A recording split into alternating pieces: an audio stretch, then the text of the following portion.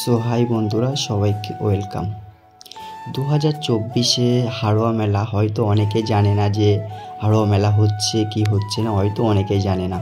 তো এই ভিডিওটা তাদের জন্য, জাস্ট এটা একটা মেসেজ। আর আপনারা অনেকেই জানেন যে হাড়োয়া মেলা কিন্তু এই আমাদের পশ্চিমবঙ্গের দ্বিতীয় বৃহত্তম মেলা বলে পরিচিত হয়। কারণ এই মেলা কিন্তু 4-5টা ধাপ আছে, 4-5টা দিক আছে।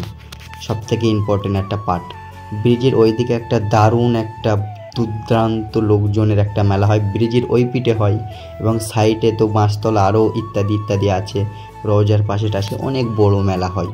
তো সবচেয়ে বড় ব্যাপার হচ্ছে এই হাড়োয়া মেলা। সবথেকে ইম্পর্টেন্ট একটা পার্ট হলো এখানে কিন্তু সার্কাস বসানো হয়। সার্কাসে কিন্তু কী থাকে আপনারা অনেকেই জানেন, তো আমার মুখে বলে দেওয়ার কোনো দরকার নেই।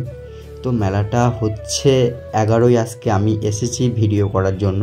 জাস্ট এটা একটা মেসেজ ছিল, হয়তো অনেকের ভালো নাও লাগতে পারে ভিডিওটা দেখে, কিন্তু এটা কিন্তু তোমাদেরকে একটা মেসেজ দিয়েছি। 2024-এ হাড়োয়া মেলা যে দুর্দান্ত সুন্দর এবং লোকজনের যে আফেক্ট করেছে সেটা কিন্তু দুর্দান্ত ছিল, এবং এর মধ্যে কিন্তু মেলার মধ্যে সব কিছু আছে। আজকে 11ই, খুব একটা লোকজন নেই।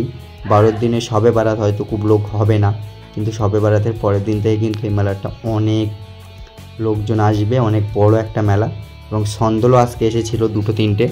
তো দেখতে থাকো, একটা সন্দলের ছোট্ট একটা ভিডিও করেছিলাম।